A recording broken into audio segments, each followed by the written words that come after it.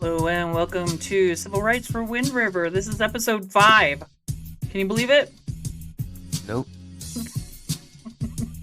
We're chugging right along. Pretty soon we're going to be recording our 100th episode. Yeah.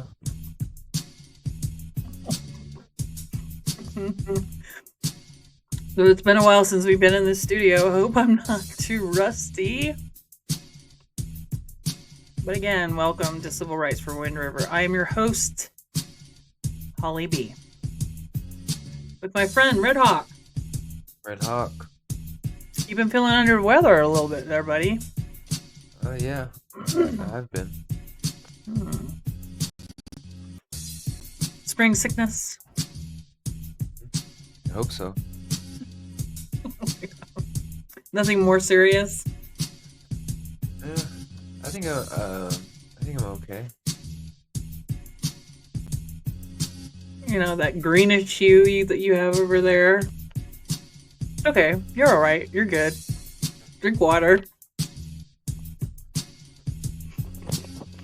Okay, so it's been a while since we've been in the studio. A lot has been going on. A lot of mileage to cover, so I'm just going to get right to it. So the main subject for this episode are the recent informational meetings. It was just kind of like boom, boom, boom, one after the other. So let's go ahead and get started. All right, buzzkill. I do not represent the tribes. I am exercising my individual sovereignty. I'm representing myself. I'm exercising my freedom of speech, freedom of the press, and freedom of expression. The opinions expressed here are mine and mine alone, and I am not responsible for guest views and comments. What do you think of that, Red Hawk? Makes sense. Cool. All right, so the first item on our agenda is the Wind River Energy Commission informational meeting. And I was kind of hoping I would be able to see that a little bit better. I'm going to have to bring up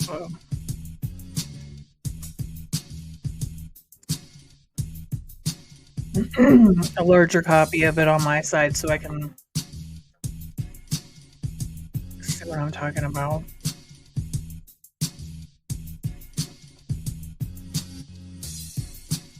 Why they came up so small? That sucks.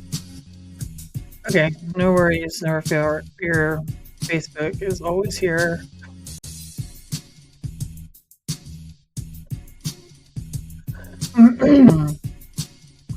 Okay. Coming up here. Coming here shortly.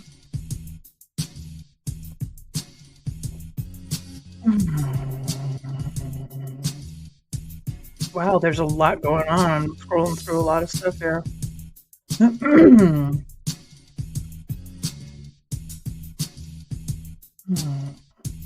Okay, wow. That long ago that. Of course, now that I'm looking for something, I can't find it. Wow, this is a lot of dead air time. Okay, finally. Jesus, Pete. Wind River Energy Commission informational meeting. So I went to the one that was scheduled for Tuesday, March 18th at the Shoshone Rose Casino Hotel because I had another engagement during the time that the Wind River Hotel Casino one was scheduled. So I hopped on over to the Shoshone Rose Casino Hotel for this 3-hour informational meeting. Did I say it was 3 hours? Yeah, 3 hours. Okay. I can't see these slides at all. This is really bad. I don't know. Okay, I'll just bring up my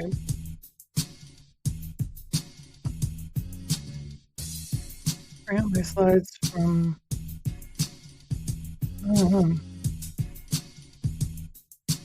that's terrible. I didn't realize I made them so crappy, so small.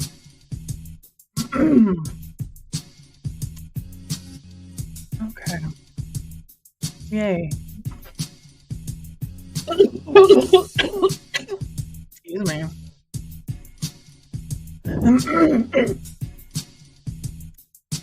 All right. So, oh my gosh, that is so small. That's ridiculous. All right. So, anyhow, struggling here. I was going to go over what the mission is of the Wind River Energy Commission. It's an entity operating on the Wind River Reservation, and it's tasked with taking care of and managing the energy resources with the goal of supporting tribal energy independence and economic. I don't know what this is over here. Economic development.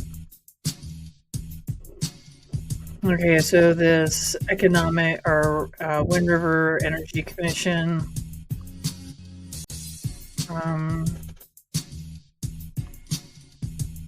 It aims to support the Northern Arapaho and Eastern Shoshone tribes by striving for energy independence for the tribes.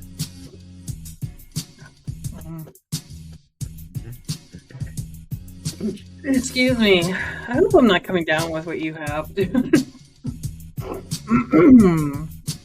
Promoting community energy resilience and reliability, generating sustainable income for the tribes. Yeah. Big question mark there. Do you think that they are fulfilling their mission statement here? Probably not. Creating jobs for tribal members. I would like to see the statistics on how many jobs this commission has generated. Increasing educational opportunities? Really? Maximizing benefits to the tribes while utilizing their resources. Very interesting.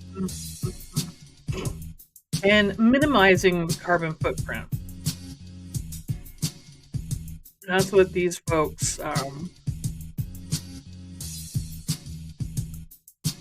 say that their mission statement is. Okay, so who's running this? I get it. Wind River Intertribal Council is kind of calling the shots. And so this is being treated like a tribal program, much like transportation or minerals compliance. It's being treated like an intertribal program. So Sheila Brown is the executive director. Kelsey Badhawk is the acting CFO, and she's also the CFO for Wind River Intertribal Council. Is there a conflict of interest there? Yeah, I think so. Now, they say they are looking for a new CFO. I believe there is an admin assistant, and this is like the full-time crew. And then on top of that, in addition to that, are commissioners, and there's 5 of them. Excuse me. I caught a couple of their names. I did not catch them all. I'll be honest. I heard Milton Trosper. Brian Williams is also a Northern Arapaho tribal representative. I did not catch the other 2 individuals. And of course, Mike Ute, who is Eastern Shoshone tribe, tribal member. And he says that he's been appointed, like anointed. Wow. As a 5th commissioner. And how are they being compensated? I think they touched on that they are just like consultants. They're not salaried But they do get like a non-fringe benefit position, so they do get compensated, but they're not like a full-time. They don't have offices there. I don't think. I don't know. They're not full-time crew. All right, so Circle Ridge, Steamboat Butte, Sheldon Dome, and Roll-Off Lake are kind of the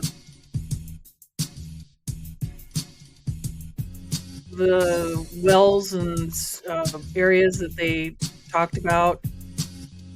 I don't know. Can you see my arrow here? Or am I just... Oh, I know. Okay. Never mind. All right, so over here you can see there's Circle Ridge at the top of these three circles, and then Steamboat Butte is the lower circle. There's Sheldon Dome oil field, and there's Roll-Off Lake, which is that body of water, and then I believe that green circle is the actual oil well. From looking at the little key on the side here. Okay, the information that was put out, I'm just going to quickly go through this, unless something kind of really jumps out at me. Okay, so Circle Ridge and Steamboat Butte fields are operating without a lease, which apparently is a very big deal. We are the only tribes doing this at this time. So everybody's kind of watching us and how we handle this and how we handle our resources. Yep. And the spotlight's on us. Sheldon Dome and Roll-Off Lake are still under lease. I'm a water. They're still under lease, and this is where our per capita checks are generated. Well, that's interesting. Yeah.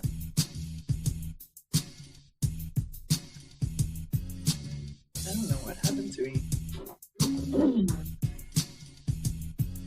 Like weird scratchy thing in my throat.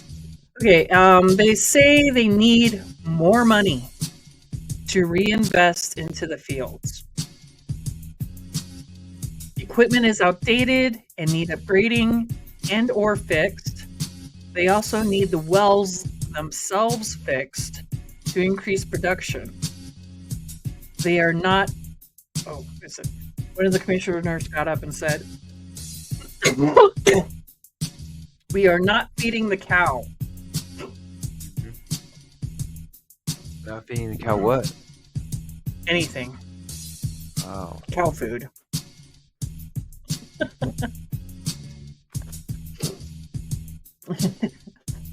Okay, in the commissioner's opinions, they are asking and waiting for WRITC, which is Wind River Intertribal Council, to give them more money. This isn't how it was sold to us. Yeah. This is not how it was marketed to the people. So, power is the biggest line item expense, according to Chelsea Badhawk's extensive line graphs. I mean, was it just me, or anybody who's been to these informational meetings? Do you just feel like on information overload? Like, Miss Badhawk was really getting into the weeds of things. I mean, every little bump of the line graph, she kind of painstakingly explained.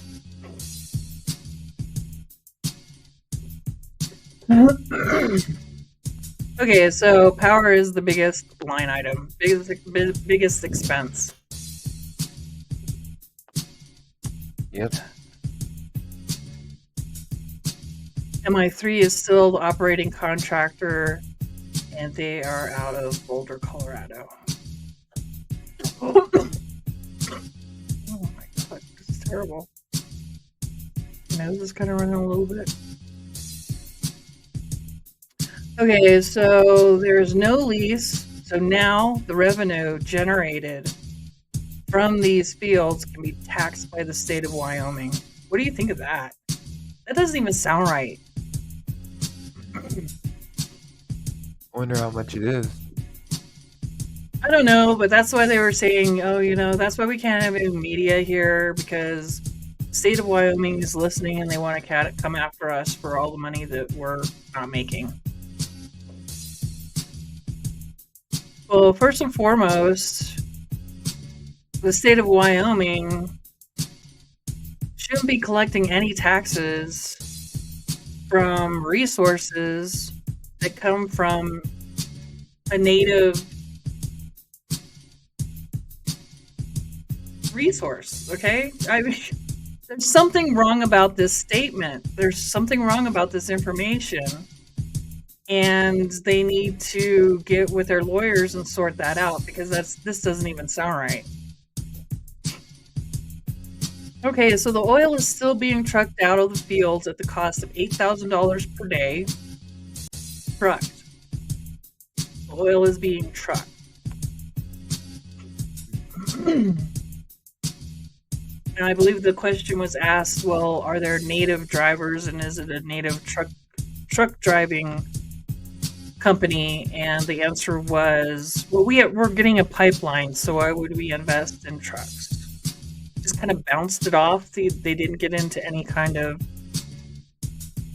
specification of who the trucking company is. That's weird. Maybe it's Grandpa Ute. I don't know.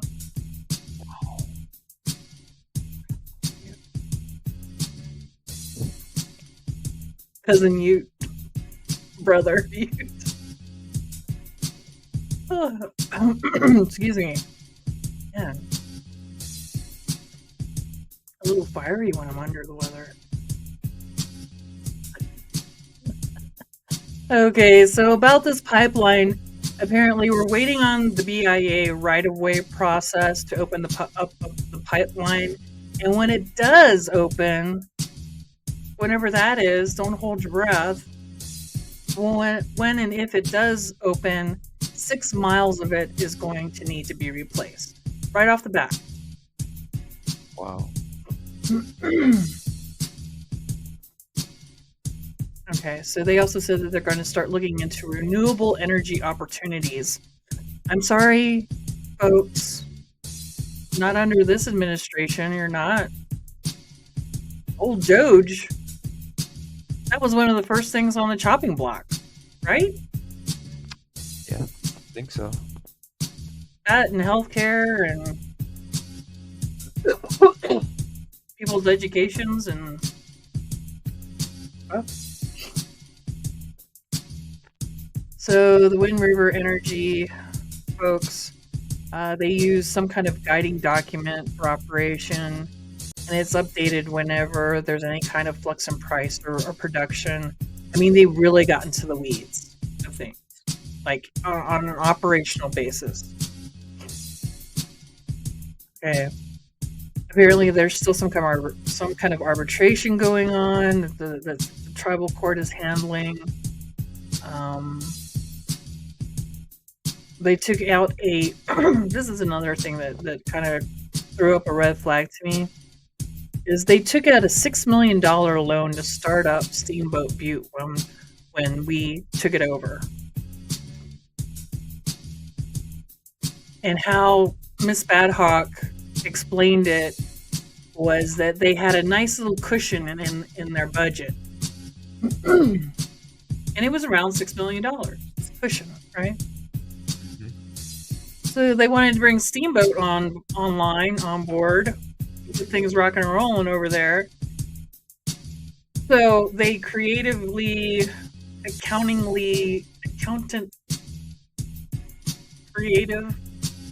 colorful accounting. We'll just call it a loan. Yeah.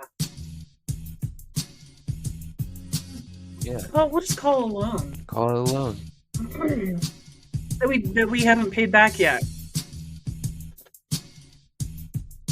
I'm sorry, but that just it raises red flags with me whenever things are kind of underneath the coconut shells, and we're moving this over here, and oh, what's under the coconut shell?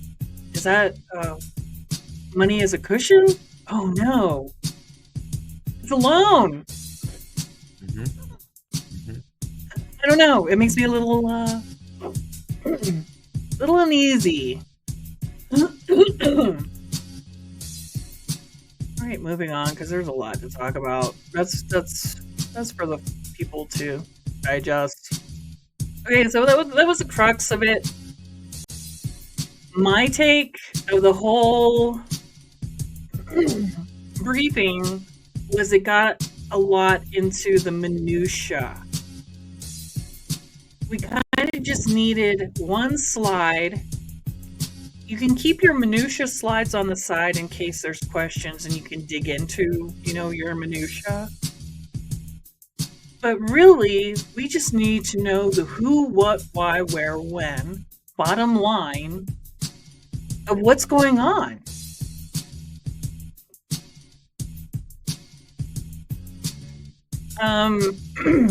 Okay, but beyond that, in addition, my take, the Trump administration is going to flood the market and drive down the price per barrel of oil because of drill, baby, drill. Okay? All right? That's just a fact. It's the political climate and its economics. Okay, additionally, our wells and operations are being mismanaged and have been mismanaged from the start. From the start, they did not have a clue. They did not have a clear plan. They've basically been going off of the knowledge of the people who have been running it for years and years and years. That's the only thing that's keeping it afloat is that institutional knowledge. Mhm. They didn't come in with a 5-10 year plan, obviously. Yeah. Yeah. And that's incompetence.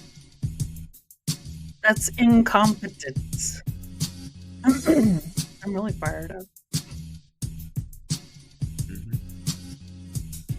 Okay, and with that being said, remember who started this. Remember who started this. See some familiar faces there?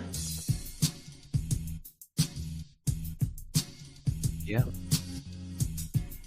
Do you think they had a 5-10 year plan for this major operation that all eyes on Wind River Indian Reservation because we're the first ones to be doing this? I don't know. I just want to leave this picture up here just for a quick second. So you get a full view and burn it into your mind and burn it into your eyes. These folks. These folks.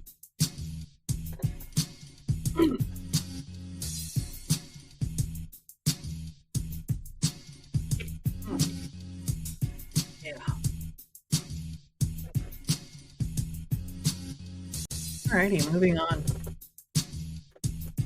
Additionally, my take of this whole situation is the only way to make money going forward is with a legal cannabis industry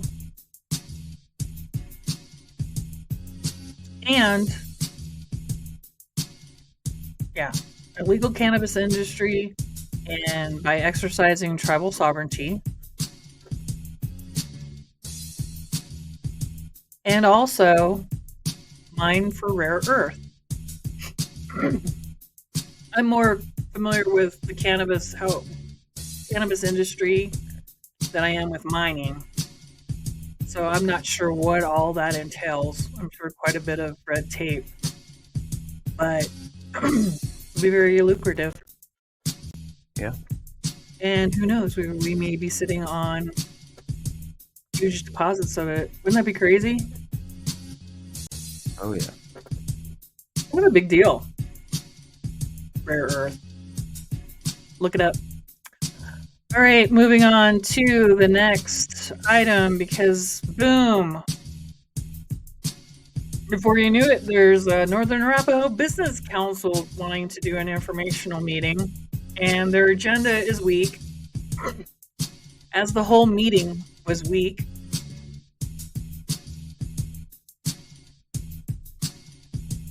One of my friends was there, like, Holly, I can't hear anything, so I'm going to go ahead and leave. I said, I don't blame you. And then just because you can hear someone mumbling, in front of their microphone in the back, is not the same as listening. Okay, it's not like, oh, there's no sound. No, there's sound, but they're not talking properly with the microphone. It's like all of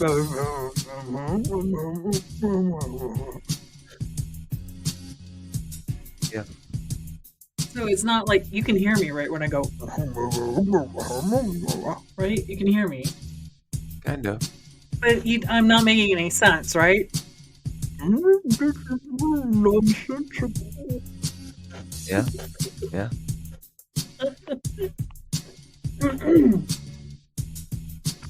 So maybe they don't need a new sound system. Maybe they just need to learn how to speak with a microphone. Ooh, maybe they should take time and do a sound check. And so they can hold the microphone and they can hold it at the proper, distance from their mouth. They know what kind of volume they need to use. Doing a sound check. Imagine. Yeah. Yeah. And say, hey, Martin, can you hear me back there? Yeah. Makes sense. Anyways, I mean, because it was a huge waste of time, pretty much. I mean, most of the meeting was. So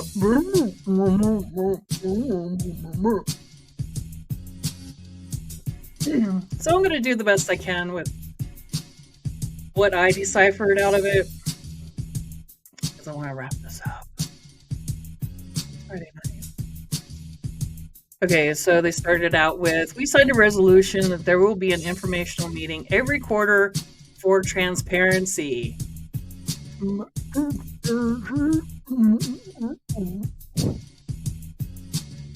What? Yeah. What do you say? Did you hear what he said? I don't know.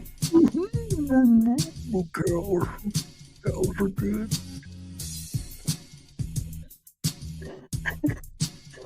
Oh shit! Excuse me. Okay, gotta keep moving, stick and move. All right, Grossbeck said that a lot of legislation came out of Cheyenne this past session. It was a circus, man. Don't get me started on the legislative session, please. It's gross. Some of the stuff that came out was just gross. But I digress. That's a whole other show. That's like a whole special in and of itself. Okay, but he touched on online gaming. There was something that had to do with that. I don't think that got passed in any way. I think we would have heard about it substantially. Possible restrictions on the endowment due to DEI, and that's not going to happen, he said. But there was a minute when it was a little sketchy. And no to nuclear waste. And I'm sure there's more to that, but I didn't see any legislation, and I did go to WyoLeg, but nothing immediately popped out to me. But if something substantial would have happened, you would have heard about it in the news. Okay, Goggles got up. My favorite. Okay, Goggles talked about stewardship, and he was just kind of on a ramble. That's the best way I can put his presentation, his talking point. He said that they're going to be working with other tribes and fishing game and stewardship and taking care of land, animals, water. No specific plan, no specific project, just like stewardship is good and we're going to be moving forward in that direction. Week. Yeah. Week. Then we had Chow. Then oh, you want to know what we ate? Yeah. Yeah. I think they ate chicken. I didn't eat any of it, but I think folks were eating chicken, fried chicken. That sounds good. Oh, everybody looked happy with Chow.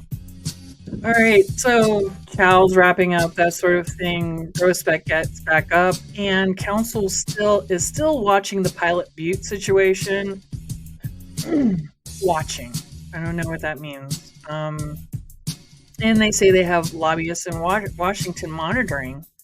Well, they didn't do a very good job of it in the first place. I mean, how did it get all the way to the Senate floor? If they have people watching in DC, lobbyists in DC watching out for stuff, then why in the heck did it get so far? I mean, it was this close, dude. It was like Senator Barraza was up there about ready to, ink it. I don't know, give it to my buddy Trump. Yeah. Scary.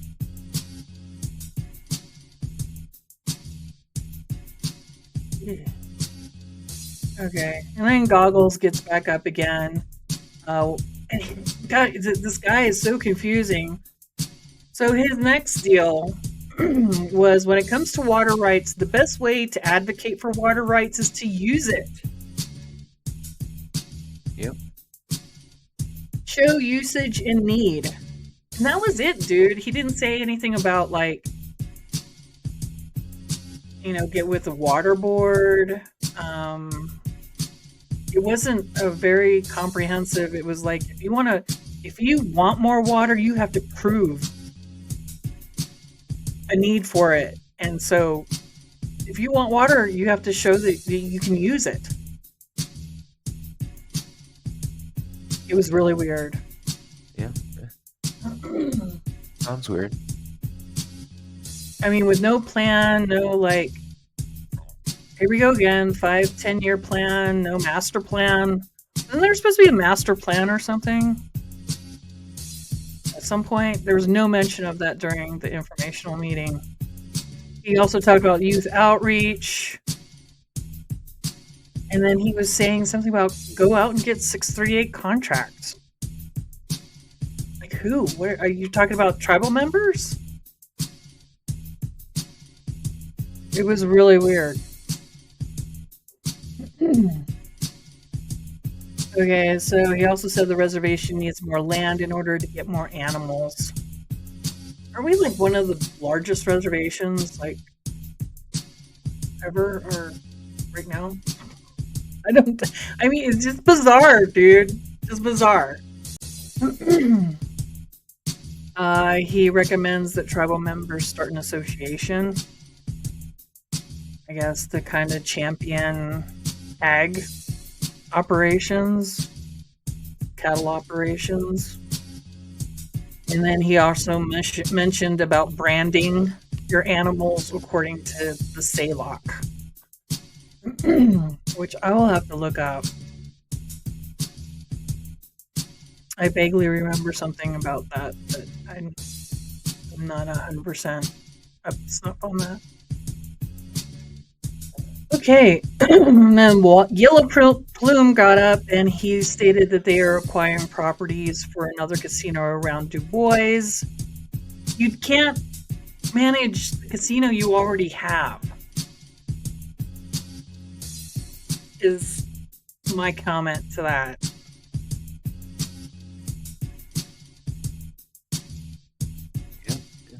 you can't manage what you already have. Why are you looking to branch out? It makes no sense. The whole meeting was nonsensical and a waste of time. He also said that the tribal offices are still being are being remodeled, and your council is over at the casino while the tribal offices are getting remodeled.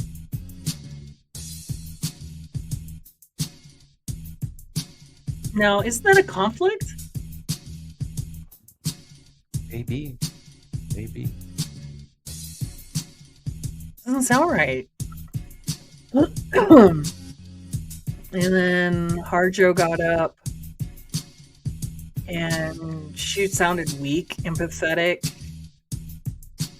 She said that they're waiting to see what the Trump administration is going to do about healthcare. And that there's going to be a big write-up about it in the paper, I guess, with Trump and all of his executive orders and how it's going to affect Indian country and Wind River particularly. And Claire McFarland is going to be the author of this article, and she said, stay tuned.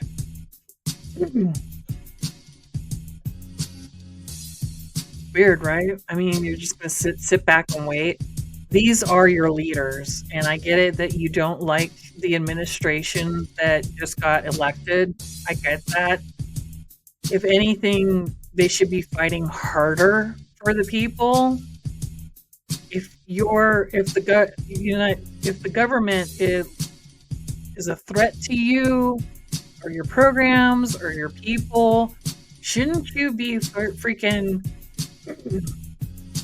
getting on your armor and taking up your sword and going to battle for us? Not being some lame duck, weak crybaby? Yeah. Crybaby. They were crybabies. Gross.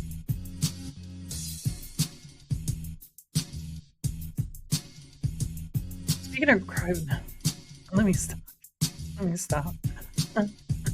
So Sammy Dresser gets up, and her talking point was about 2 volunteers to represent the tribe on MMIP matters, 2-year appointment.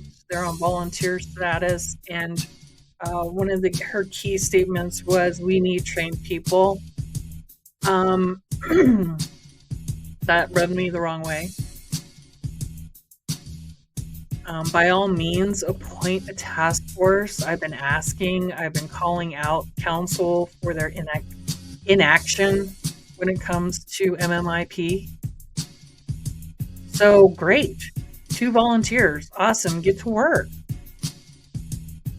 But it felt like the trained people statement was kind of directed as a dig to our current MMIP warriors right now. So I didn't appreciate that. My take.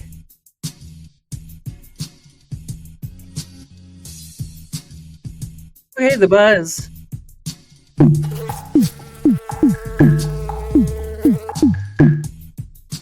Isn't that cute? Yeah.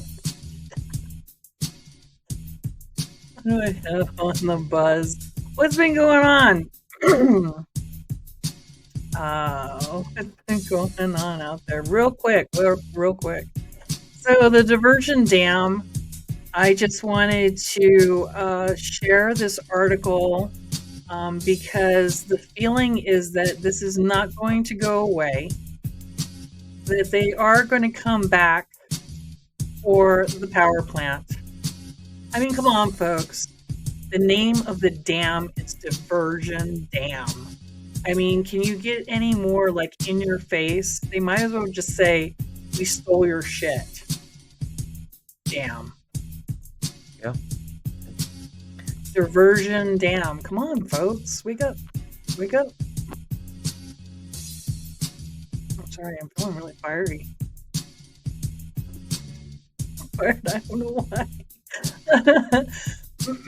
Here's the QR code to a really good article If you're not familiar with Diversion Dam and the history behind it and what's been fought for up to this point, I suggest you get out your phone, hit this QR code, and read up. It'll help you. And in moving forward, if we know that they're going to come after the power station, why aren't we being more proactive and suing and crushing and destroying the Midvale Water District? They're a private, it's like an HOA, is what I believe it is. So we take them to court and we sue them for trying to steal our stuff. Does that make sense? Yeah. Why are we just sitting around? Oh yeah, they're gonna try to steal it again. Yeah, we're watching. Our lobbyists are monitoring it.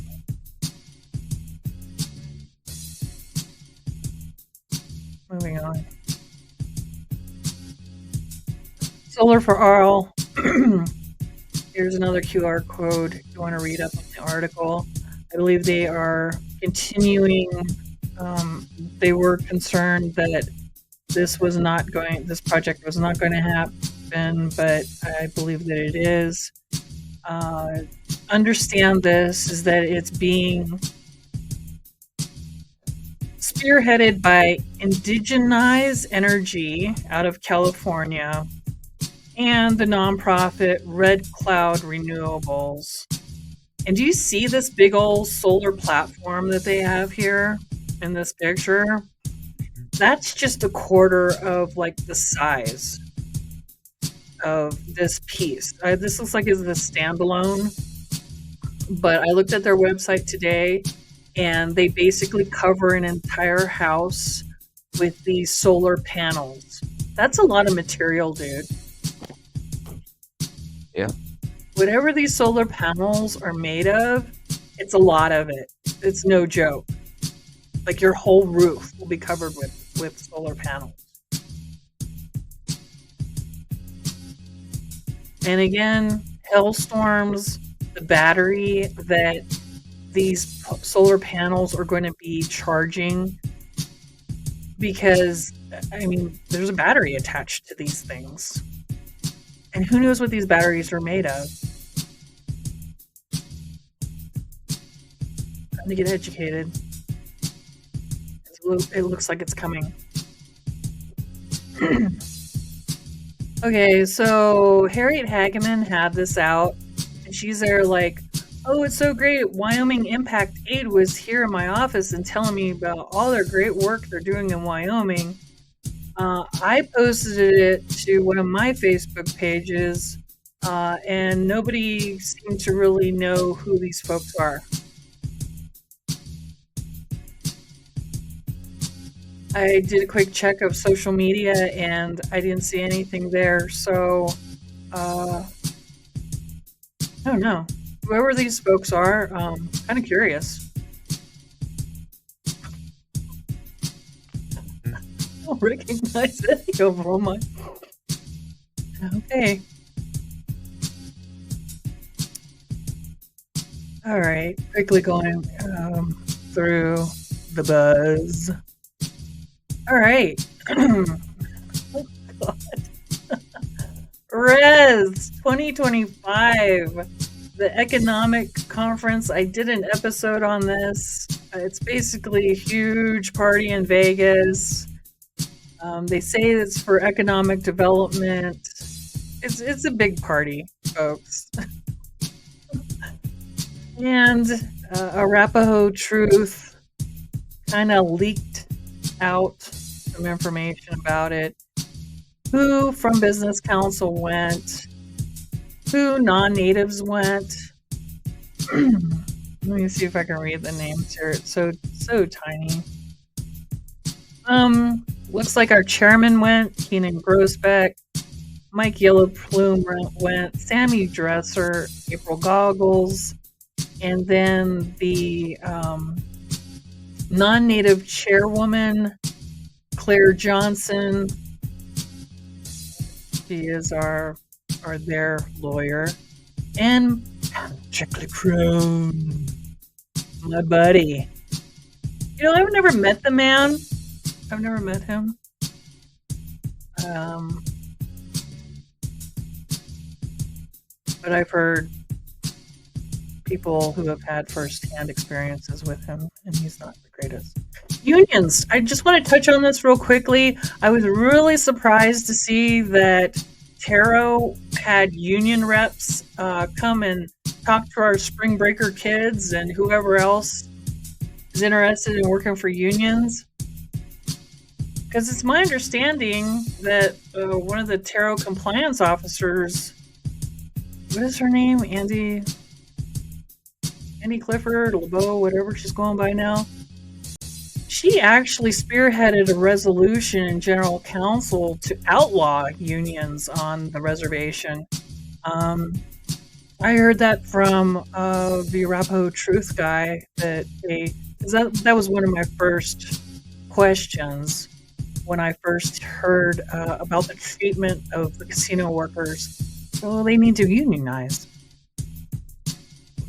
Especially after what happened at General Council when the issue was brought up. They're really protecting this Patrick Crone guy. General Council basically said get rid of him. He's still there, obviously, going to Vegas on our tribal money. How does that make y'all feel out there? Doesn't go down well for me. That's a tough pill to swallow for me. Yeah. Okay, so surprised that Taro was touting union jobs. So, I'll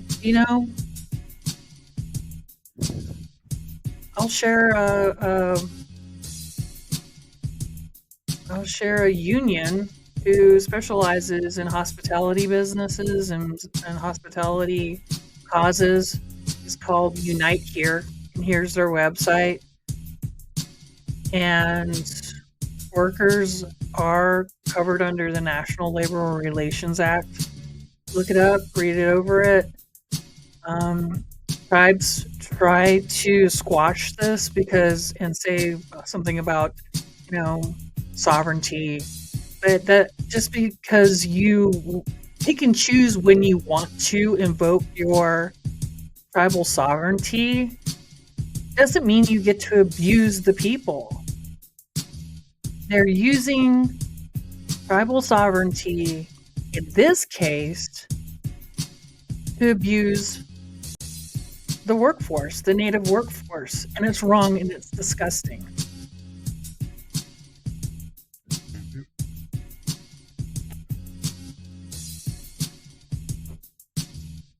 So here's the website for Unite Here for Hospitality Union. I should have shared that blue sky with all the other union people. There, I made up some flyers or something and handed them out there at the event. I thought about it.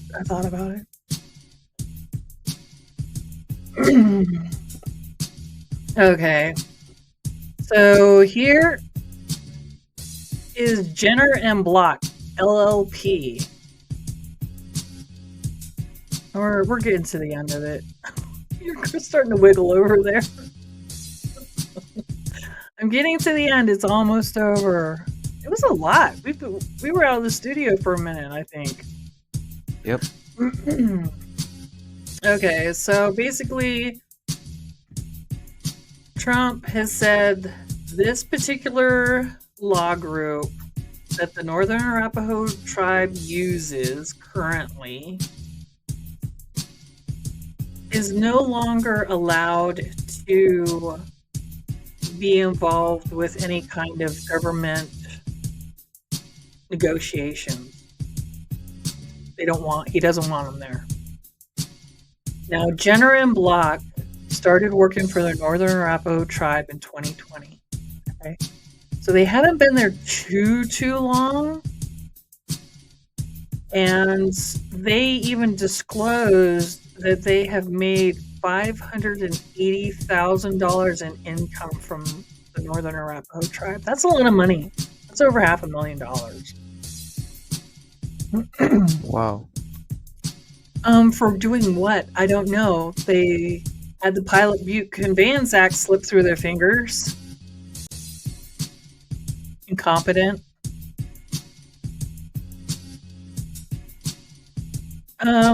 So I mean, if Trump doesn't want this particular law company or firm involved,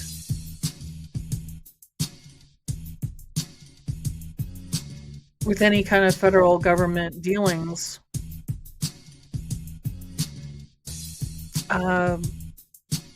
they either need to fight for their right, and that's on them. I don't think we should be paying any of their legal fees just so they can play the game. Or we find new lawyers. I mean, they obviously don't have a good track record, as from what I can see. I mean, they let the Pilot Butte thing, Advance Act, slip through their fingers just on that fact. You know. Ugh. Okay, so there was a statement issued by the tribe. It says the administrative's executive order is not pertinent to gender and blocks representation of the Northern Arapaho tribe, and the NABC remains fully satisfied with the firm's excellent work on our behalf.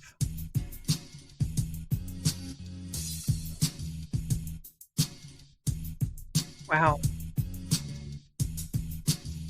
I don't know.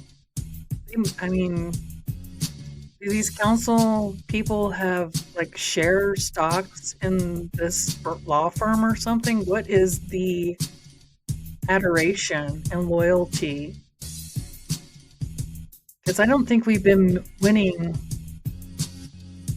a lot of settlements or a lot of issues as of late. Nothing has changed on the reservation. I mean, everything's still just as crummy as usual. But if it comes back that, you know, they are using tribal money to litigate staying in the game or suing the administration or taking it to the Supreme Court because they want to stay in the game, I have a real problem with that. Okay, hey, when are we going to have another general council? Hey, Siley, let's get it together. Let's get another general council on the calendar. I don't understand the stalling. I don't understand the radio silence.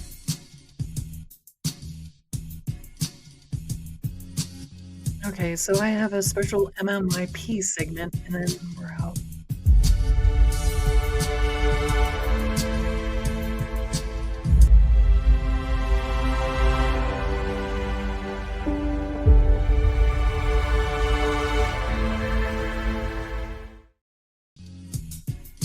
Okay, so this is the notification of the 2 volunteer ladies who have just been appointed. Let me see if I can get their names up here. That does help make these bigger. Okay. 2 volunteer positions dedicated to representing the tribes with local, state, and federal authorities on the crisis of missing, murdered Indigenous people. Dara Jefferson and Christy Wildcat. All right. So, welcome aboard. I haven't seen either of these 2 ladies at any MMIP events, and there have been a couple of them now.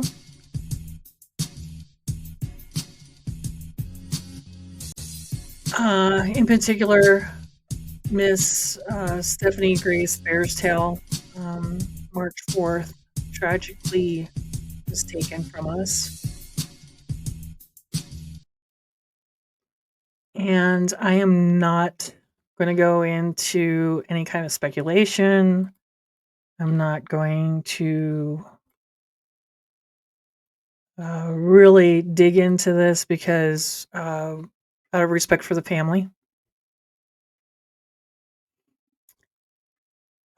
We have been covering several of the events. There was a International Women's Day demonstration that we covered, and then there was a march also that we covered as well. So our hearts go out to that family who is grieving. And on that note, here's our tribute.